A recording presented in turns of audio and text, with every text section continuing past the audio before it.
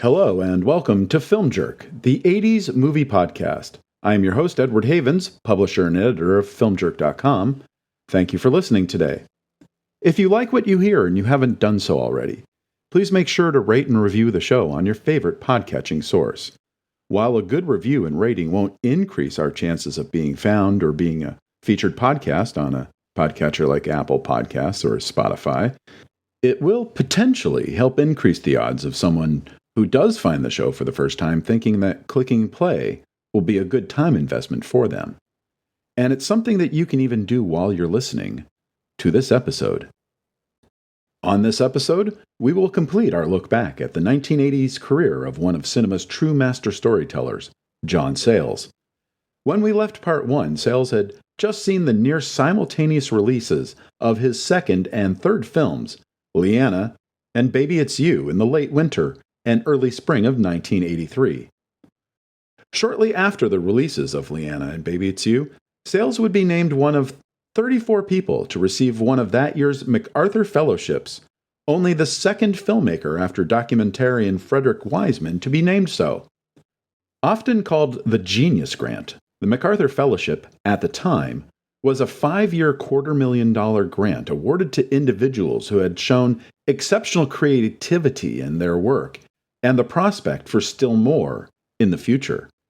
The fellowship was designed to provide recipients with the flexibility to pursue their own artistic, intellectual, and professional activities in the absence of specific obligations or reporting requirements. And that's exactly what Sayles would do. For his fourth feature, Sayles wanted to revisit some of the themes he had worked on in his Night Sky screenplay for Steven Spielberg, but set those themes within race relations in America and the immigrant experience of assimilation in a new country. The Brother from Another Planet would feature the great Joe Morton in his first leading role as the Brother, a mute space alien from, another planet, who finds a safe space in Harlem as he tries to hide from two men in black, who seek to return the Brother to the another planet from which he had recently escaped. Along with Joe Morton, the predominantly black cast would also feature Rosanna Carter, Bill Cobbs, Giancarlo Esposito, Steve James, and future A Different World writer and producer Reggie Rock Bythewood, with Sayles and David Strathairn as the extraterrestrial cops looking to bring the Brother home. Most of the film would be shot in and around Harlem with Ernest Dickerson behind the camera. Dickerson had come to Sayles' attention after shooting Spike Lee's NYU award-winning student film Joe's Bed-Stuy Barbershop, and would go on to shoot the first 6 of Lee's features, from She's Gotta Have It to Malcolm X, before becoming a director himself on such films as Juice, Demon Knight, and Bulletproof. Sayles had budgeted the film at $350,000, $200,000 for the shoot, $100,000 for the editing, and $50,000 in deferred salaries to the core members of the cast and crew, because all of it was coming out of his own pocket, not just from the first $100,000 of the MacArthur grant that was paid out before shooting on the film started in November of 1983, but also from the proceeds to selling Return of the Secaucus 7, a film he also owned outright, to a major cable channel, as well as his fees for writing the screenplay adaptations for the first 2 books in Gene M. Auld's Earth Children series, The Clan of the Cave Bear, which was produced in 1985, with Daryl Hannah in the leading role, and The Valley of Horses, which would never be made. To keep costs at a minimum, Sayles would quit the Directors Guild of America, the Hollywood Filmmakers Union he had been proud to join, because he couldn't afford to pay himself or his assistant directors, Joy Birdsong and Craig Rice, the required guild minimum.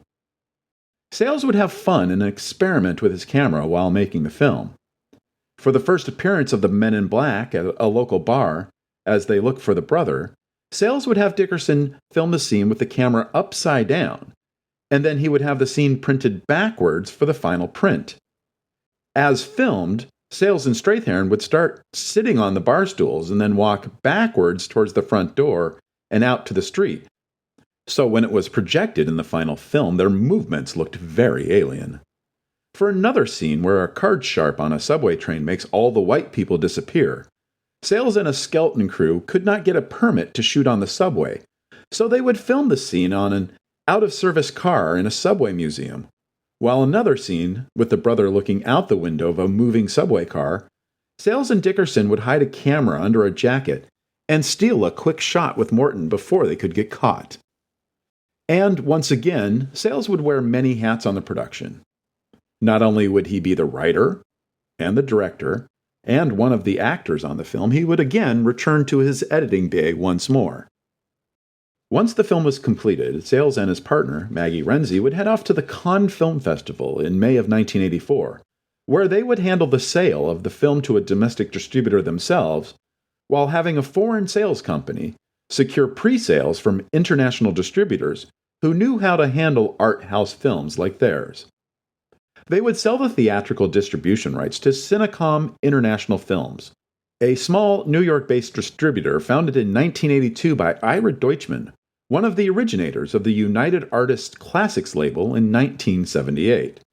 At the time of their deal, Cinecom was one of the up-and-coming indie distributors, already having released such films as Robert Haltman's Come Back to the Five and Dime, Jimmy Dean, Gillian Armstrong's Starstruck, Robert Duvall's first film as a director, Angelo, My Love, and Gregory Nava's amazing El Norte, which would be nominated for an Oscar for Best Original Screenplay. But 1984 would put the company on the map. In addition to Brother from Another Planet, Cinecom would also release Altman's Secret Honor, Leos Carax's first film, Boy Meets Girl, the documentary The Times of Harvey Milk, which would win the Oscar for Best Documentary Film, and Jonathan Demme's Talking Heads concert movie, Stop Making Sense. We will be doing an episode about Cinecom in the future.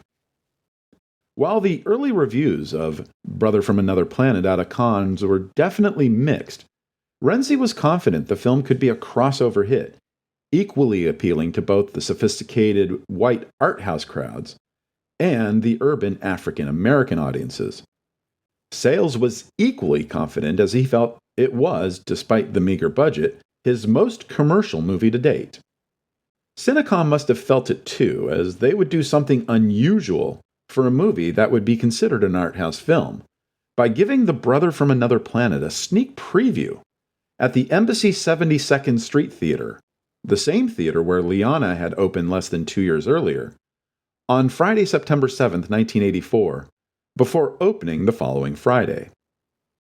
But despite more lukewarm reviews for the film, several of which criticized how Sayles handled a subplot involving a drug lord who was poisoning the community with his illicit wares, The Brother from Another Planet would gross $29,504 in its first 3 days, just barely beating the first week house record Liana had set 20 months earlier.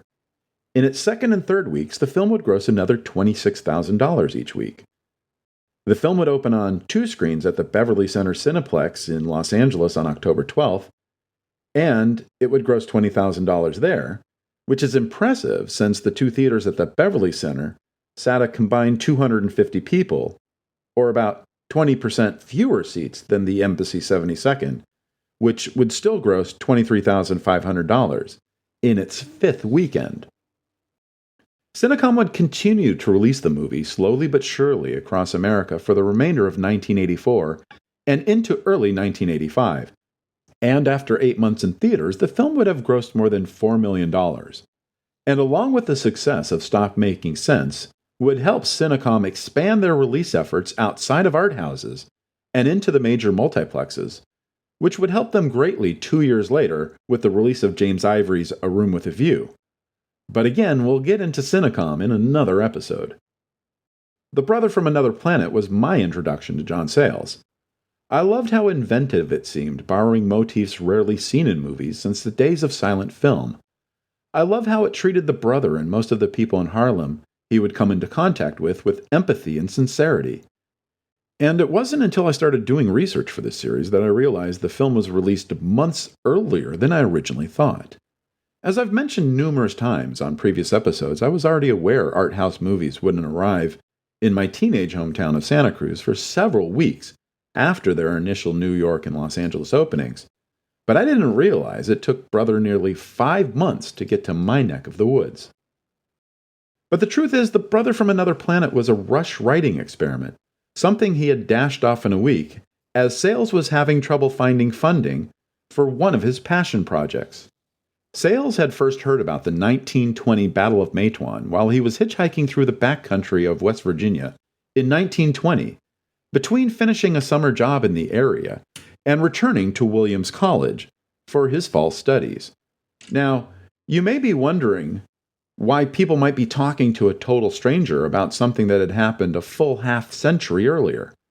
But don't forget, Sayles was a psychology student at Williams, and it wouldn't be out of his character for him to just talk to people during his travels. And the people in the region he was talking to, mainly coal miners themselves and the families of those who worked in the mines, were still on edge from the murders of United Mine Workers of America leader Jock Yablonsky, along with his wife and daughter, the previous New Year's Eve.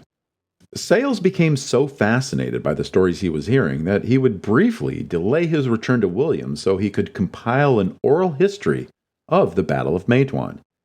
He would learn that on May 19, 1920, the Stone Mountain Coal Company had hired a group of detectives from the Baldwin Felts Detective Agency to evict a number of families that had been living in a tent city on company land after already having been evicted from their company-owned homes because the miners had been on strike for months. You probably already know being a coal miner is a tough and dangerous job today.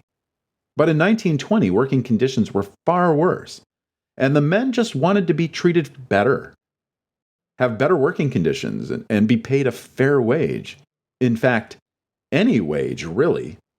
At the time, the Stone Mountain Coal Company paid their miners in something called coal scrip, pieces of paper or metal that resembled money and had a monetary value like money, but could only be spent at company-owned stores in town, which would charge the miners much higher prices for basic necessities than what those same items would have cost in a major city like New York or Chicago.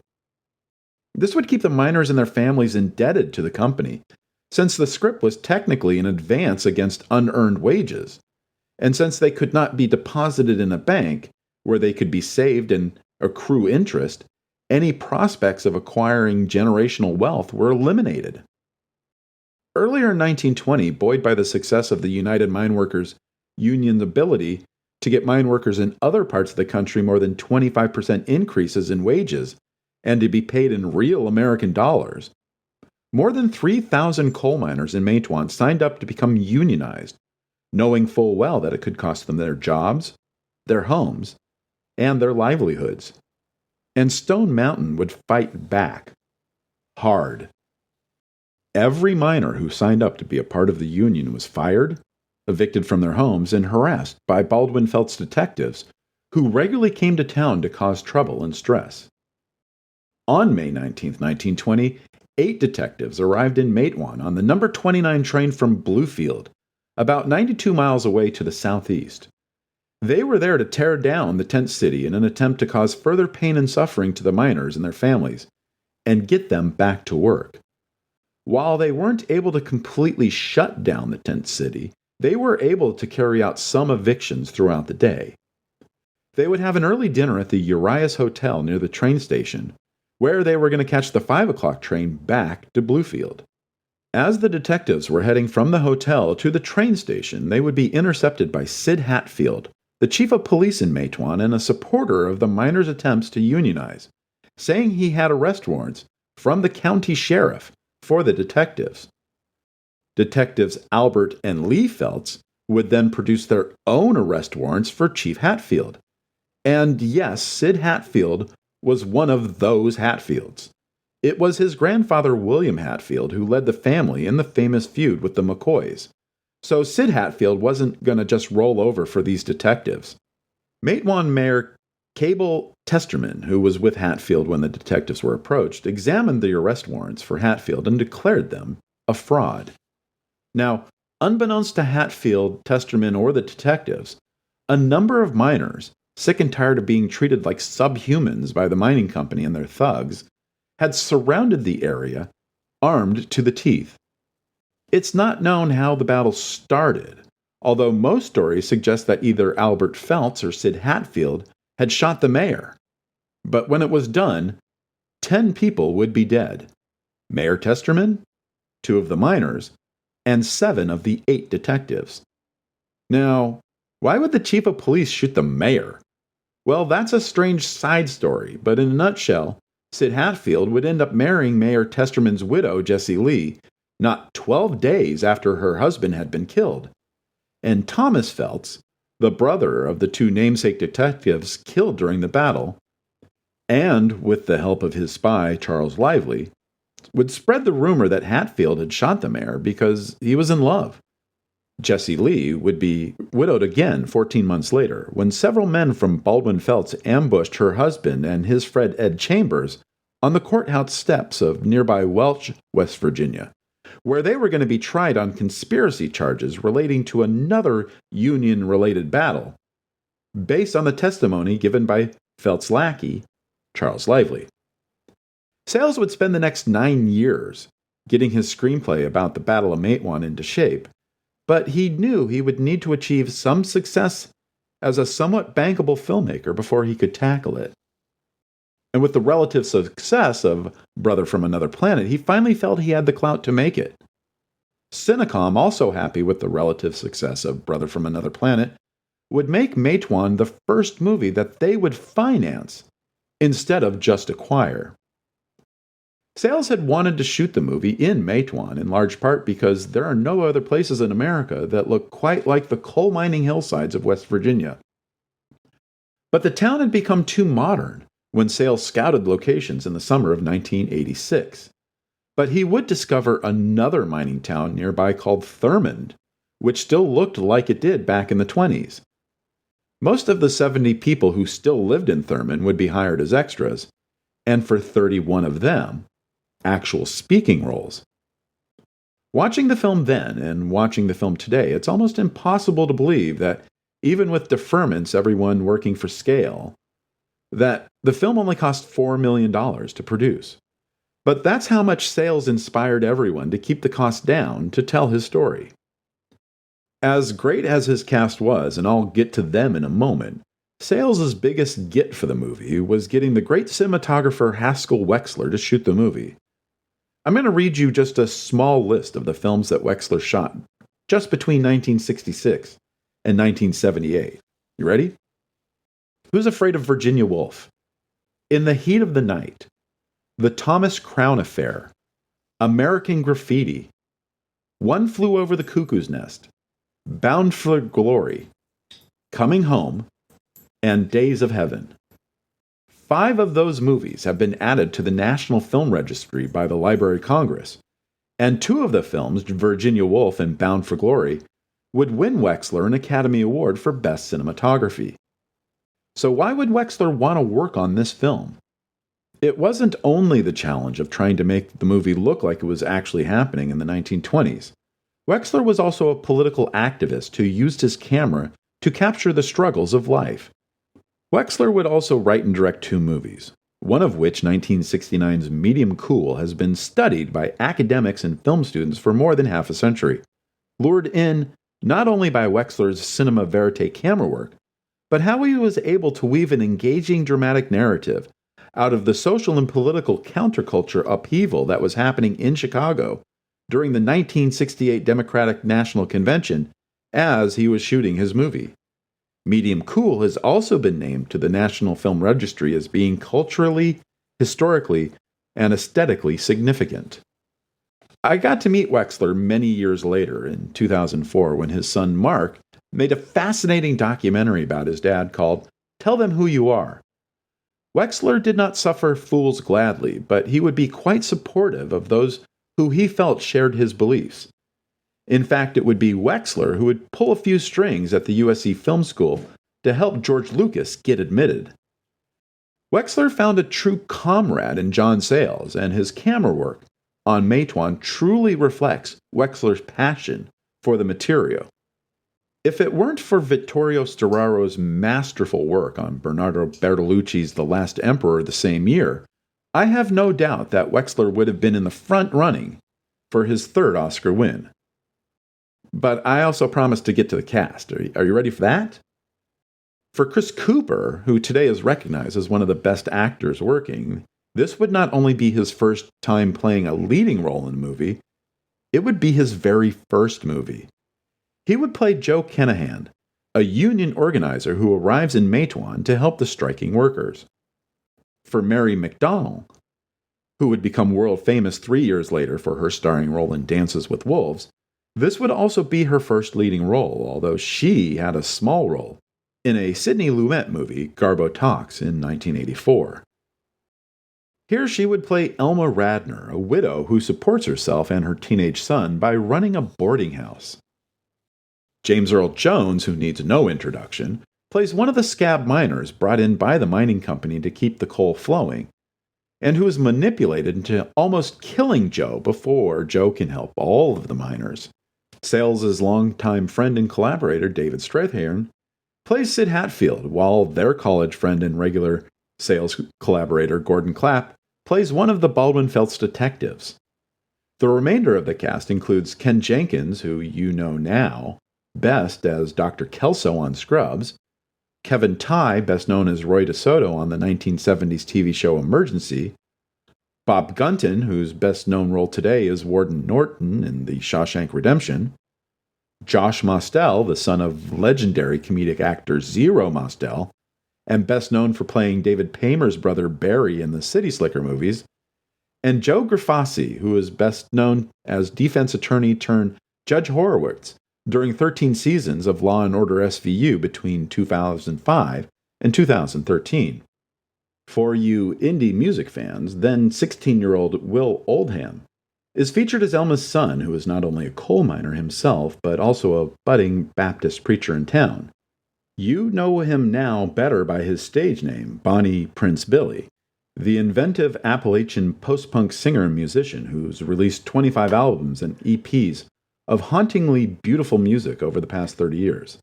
And, of course, Sayles is in the movie too as another preacher in town. The production would begin in Thurmond on September 3, 1986, and would last for 7 weeks. In addition to Thurmond, Sayles and his crew would shoot at the Grandview State Park and the Coal Mine Exhibition in Beckley, a town that will be very familiar to players of Fallout 76. Like many movies based on real events, Sayles would take some liberties with the story for his movie. I'm not going to go into all the details of what he changed, but if you do end up watching the movie and you want to learn more about the story of the Battle of Matewan and of Sayles' process in creating the screenplay based on his research, I highly recommend seeking out the companion book that came out around the time of the release of the movie. It's called Thinking in Pictures, The Making of the Movie Matewan. And although it's been out of print for many years, you can, at least as I research and write this episode in late January 2022, pick up a copy of the 2003 reprint of the book for as little as $2 on Amazon. I still have my original copy from 1987, which I was able to get signed by both Sayles and Cooper while they were doing their press tour for their movie Silver City. Longtime readers of the Film Jerk website and listeners to this podcast know that I firmly believe that there is a right time and a wrong time to release certain movies. And while I would never think myself as being smarter than someone like Ira Deutschman when it comes to releasing movies, since he's released several dozen of them and I have yet to release even one, late summer might not have been the best time to put out a serious independent drama about a coal town massacre. I could understand why Cinecom might want to rush the release right after they received Sayles' final cut of the film. It's an honest-to-goodness masterpiece. For me, I still think it's his best movie, and I love the vast majority of his movies. But it couldn't exactly rely on star names the way that most summer movies did then and continue to do now. And it couldn't count on a hot soundtrack full of the top-selling pop bands to feel interest in the movie. All it could do is hope that the critics would love it, that audiences would love it, and that it would be good enough to bring them in. Well, the critics did love it. They responded well to the period look Wexler gave the film. They responded well to the story. They responded well to the acting and the music and the costumes. Of the major critics of the day, only Dave Kerr of the Chicago Tribune and Rita Kempley of the Washington Post would dissent. Cinecom would target the 700-seat Cinema one of Manhattan's 10 largest movie auditoriums at the time, for Matewan's opening engagement on Friday, August 28, 1987.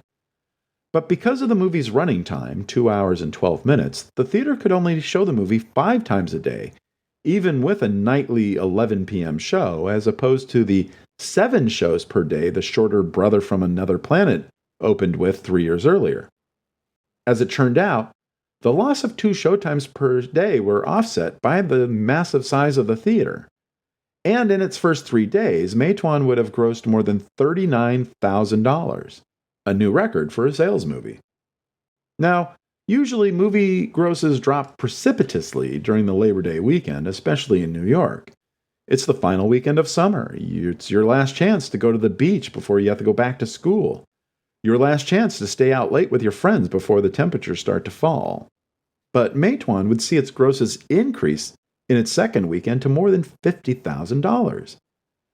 And buoyed by this early success of those first 2 weeks at the Cinema One, Cinecom would move up the Los Angeles release of Matewan to September 11th, and would open the film up in 4 theaters. The Century Plaza in Century City, the Fairfax 3, right across the street from where CBS shoots The Price is Right, the Monica 4 in Santa Monica, and the Universal City Cineplex, next door to Universal Studios and one of the top 10 grossing theaters in the entire nation. In New York, the film would gross another $37,000 from just the Cinema One, but the 4 theaters in Los Angeles could only come up with a combined $20,000 in ticket sales. And that's how it kind of kept going. Strong numbers in New York City, weaker in Los Angeles. Cinecom would keep adding theaters week after week, like 1 theater in Chicago here, 1 theater in San Francisco there, a theater in Seattle, a theater in Cleveland, but outside of New York, the film just couldn't catch a break. It would play in New York City for a good 4.5 months, but practically everywhere else, it would be gone after just 2 or 3 weeks. After it finished out its national run, never playing in more than 42 theaters in any given week, the film would gross only $1.68 million. The film, however, would not be completely forgotten. Haskell Wexler would be nominated by his fellow cameramen in the American Cinematographer Society for their award for Outstanding Achievement in Cinematography and Theatrical Releases. And the Independent Spirit Awards would give the film 6 nominations, including Best Picture, Best Director, Best Screenplay, and 2 nominations for Best Supporting Actor to James Earl Jones and David Strathairn. And they would award Wexler for his camera work. And Wexler would also get nominated for an Academy Award for Best Cinematography. But Sayles wouldn't really have time to worry about awards or lack thereof, as he would already be hard at work on his next movie. A number of film producers had been trying to make a movie out of Elliot Asanoff's 1963 book, 8 Men Out, The Black Sox, and the 1919 World Series, since it was first published. For those of you who aren't baseball fans, the Black Sox scandal was a Major League Baseball game-fixing scandal in which 8 members of the Chicago White Sox were accused of throwing the 1919 World Series against the Cincinnati Reds in exchange for money from a gambling syndicate led by racketeer Arnold Rothstein. The scandal would lead the owners of the teams to appoint Judge Kennesaw Mountain Landis to be named the first commissioner of baseball and help to restore faith in the game within the public eye. If you listened to last week's episode, the first part of this miniseries, you may remember I mentioned Sayles sent a copy of his first published book, Pride of the Bimbos, to a Hollywood agent with a little note that said, "If I send you a script, will you represent me?" And he would get back a positive response, and that he would have a first draft of a script sample on his agent's desk within 3 weeks. Well, that writing sample that Sayles sent off was an adaptation of 8 Men Out.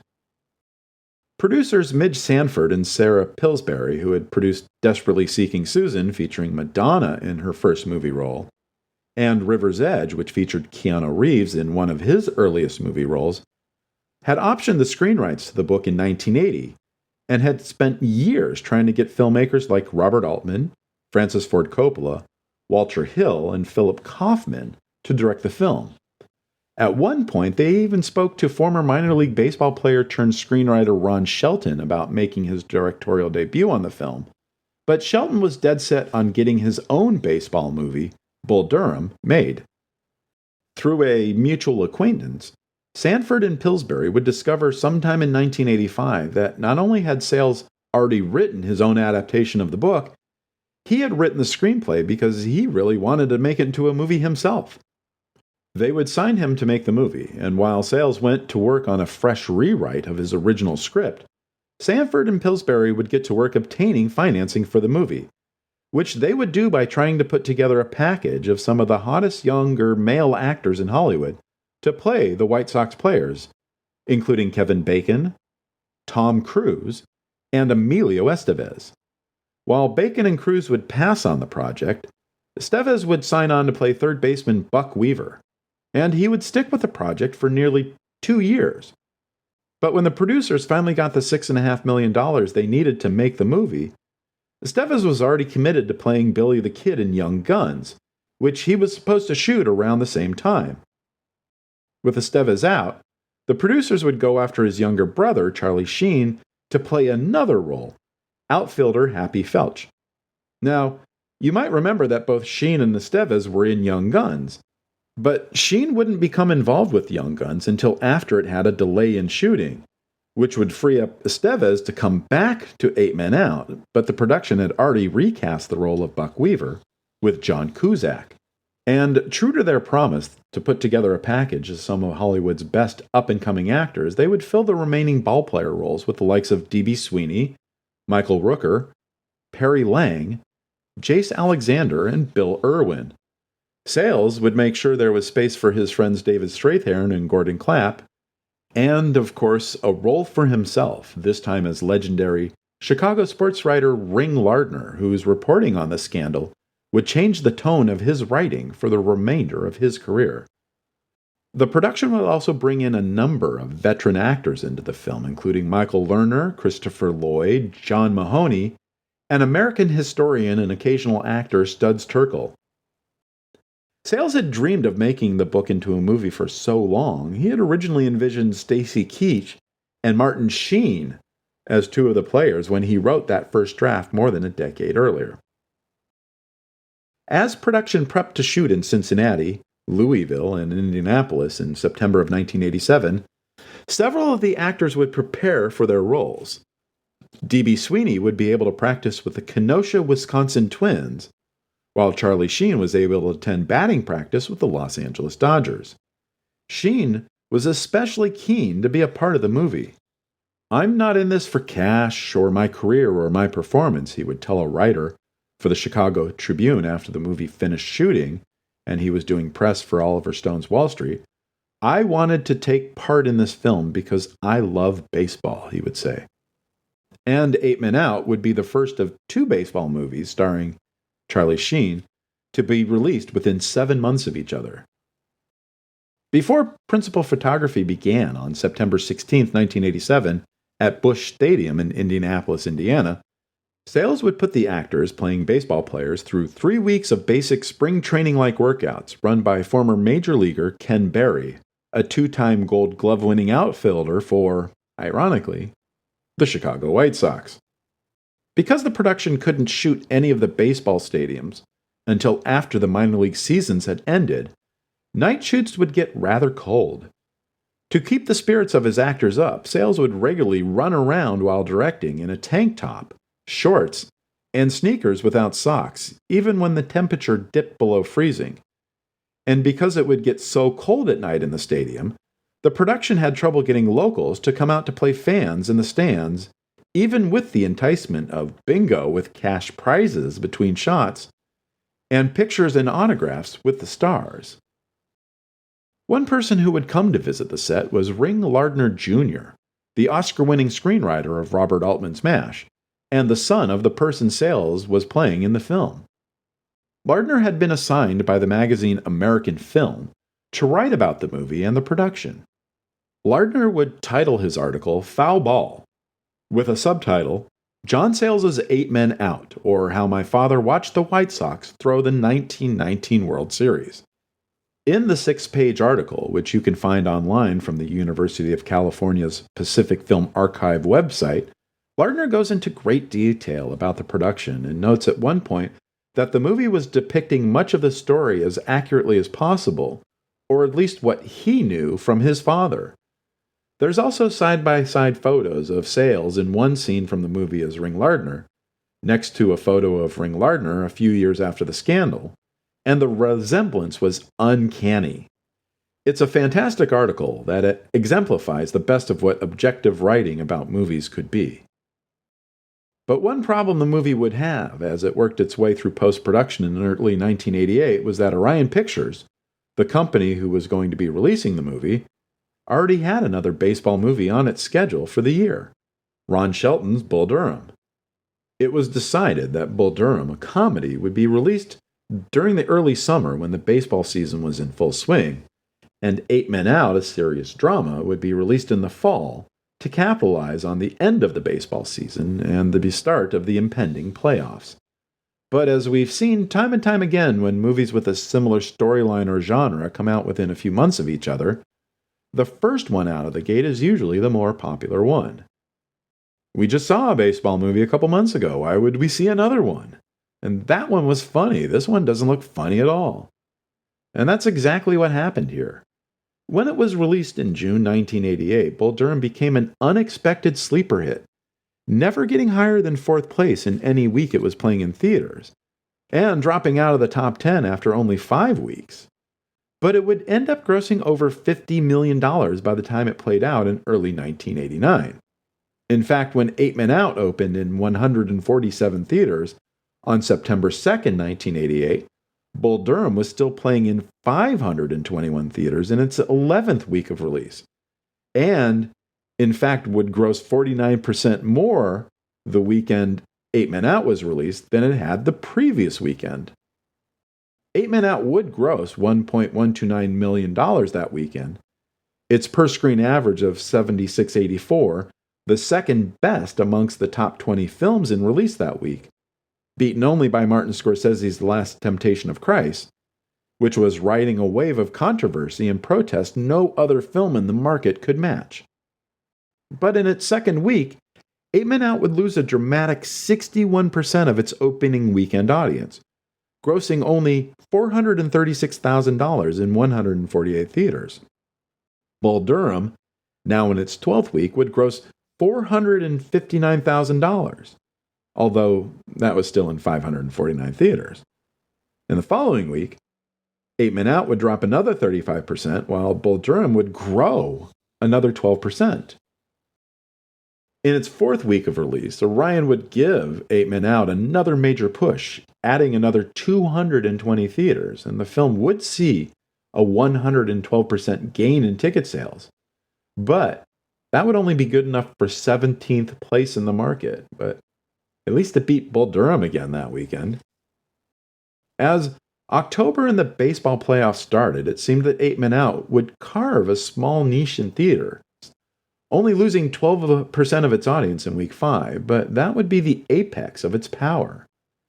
As the baseball playoffs continued and the Dodgers, originally forecast to come in 4th place in their 6-team division, made their improbable run for the championship, both 8 Men Out and Bull Durham would quickly lose steam. By the time the Dodgers beat the Oakland A's on October 20th, 8 Men Out was earning less than $250,000 from 300 theaters, while Bull Durham was practically gone from theaters. 8 Men Out would continue in mostly dollar houses for the remainder of the year, and after 17 weeks in theaters, it would finish its theatrical run with $5.68 million. The movie deserved better. Critics loved it, and the audiences that bothered to see it would rate it highly. Siskel and Ebert, our critic friends from the Windy City, would split on the film. Siskel would use the word fascinating more than once to describe the movie in his review, while Ebert found it to be, quote-unquote, oddly unfocused. At awards time, the movie would only get a single nomination from any group, but it would be a major feather in Sayles' cap when the prestigious USC Scripter Awards would nominate it as one of the best screenplays of the year. As the 80s came to a close, Sayles would continue to branch out. In 1990, he would create the NBC legal drama Shannon's Deal. That would only last for 13 episodes in 1990 and 1991, but would be highly regarded for the quality of its writing and for its character development. And, like in the 80s, Sayles would write and direct 6 more movies in the 90s, and every single one of them was exceptional. 1991's City of Hope, an ambitious story of corruption and community in a small eastern city, would feature previous Sayles stars Chris Cooper, Joe Morton, Jace Alexander, and David Strathairn, as well as Angela Bassett and Gina Gershon. 1992's Passion Fish would bring Sayles his first Academy Award nomination for writing, and he would also direct his Matewan co-star Mary McDonnell to her second Best Actress Oscar nomination, this time playing a daytime television actress who tries to drink herself to death at her childhood home in Louisiana, until Alfre Woodard shows up as a caretaker hired to pull the actress out of her self-pity. 1994's The Secret of Roan Inish was a major left turn for Sayles, his first film to be set and shot outside of the United States. A folktale about Irish selkies, seals who could shed their skins to become human. Sayles would re-team with his Matewan cinematographer Haskell Wexler to give the 1940s period film as authentic a look as possible. His best film of the decade was inarguably 1996's Lone Star, a Tex-Mex neo-Western murder mystery set in a small South Texas town. Now, you want to talk about a cast to die for, Lone Star has it. Chris Cooper stars as the town sheriff who lives in the long shadow of his dad, played in flashbacks by Matthew McConaughey in his single best role ever, whose local legend hasn't waned even years after his death. Elizabeth Pena, Chris Christopherson, Clifton James, Joe Morton, and Frances McDormand also star in the film that many critics then and today consider to be Sayles' masterpiece. It would certainly be his most awarded movie, in addition to being nominated a second time for an Academy Award for Best Screenplay. The film would also be nominated for Best Picture from the Broadcast Film Critics Association, the Independent Spirit Awards, and the Golden Satellite Awards. And Sayles, the writer, would also be nominated for a Golden Globe, a Spirit Award, and a Writers Guild Award. It would also be the highest-grossing film of his career, with more than $13 million in ticket sales. Now, not to tie up the show any longer than necessary, but this is how I know Lone Star is a great movie. Back in the summer of 1996, when it was making its way through theaters, I was managing a 3-screen theater in the town of Watsonville, California, on the southern edge of Santa Cruz County. Watsonville was primarily a farming town at the time. Many of your frozen vegetables were grown, processed, frozen, and shipped out of Watsonville. As such, much of the town spoke Spanish either as their primary or only language. And here was a film that was equally in English and Spanish, and I was able to convince my boss that we might actually do some business with a movie that was heavily in Spanish but wouldn't necessarily alienate English-speaking audiences. We booked the film for a week, and then another week, and then a third and a fourth. As I suspected, the film would bring in both English and Spanish-speaking audiences. Now, normally when we get a film, I would watch it after I built up the print to make sure everything was built up properly. But I had already seen Lone Star twice by this point, and since you QC a print after your theater is closed and all the customers were out of the building, I decided I wasn't particularly in the mood to stick around until almost 3 a.m. to watch a 2-hour and 15-minute movie I had already seen twice in the past month. When the film was done playing at my theater and I needed to break the print down to send it to the next theater that was going to be playing it, I discovered I had built the film up incorrectly. Whichever theater had the film before me had broken it down incorrectly and put the head and tail leaders for reel 5 on reel 6 and the leaders for reel 6 on reel 5, and no one in the 4 weeks that we played the movie noticed the story was being played out of order, probably because the film already bounces around between 2 different time periods. That's how good the film was. 1998's Men with Guns was born out of a conversation with author Francisco Goldman, who had an uncle who was a doctor in Guatemala, involved in an international health program, and how his uncle had discovered a number of his former students, who he had sent off to be village doctors, had been murdered by their own government. Sayles would fashion a story that mirrored what Goldman had told him about his uncle's crisis of conscience. And outside of Mandy Patinkin, the cast featured non-American Latino actors from Central and South America who would never again appear in an American movie, and would feature no less than 5 languages native to the region where the film was shot and took place. 1999's Limbo takes place in an economically devastated Alaskan town, and features David Strathairn as a fisherman with a troublesome past who dates a woman, played by Mary Elizabeth Mastrantonio, whose young daughter does not approve of the fisherman. But when the fisherman witnesses the murder of his shady brother, he, the woman, and the kid must go on the run into the wilderness to survive. The 2000s would see a slowdown of Sayles' output as writer and director, with only 4 movies made during the decade, the best being 2004's Silver City, a political satire which once again features Chris Cooper, this time as a George W. Bush-like Republican politician running for governor of Colorado who gets involved in a murder mystery when he hooks a corpse in a lake while fishing for shooting a campaign commercial.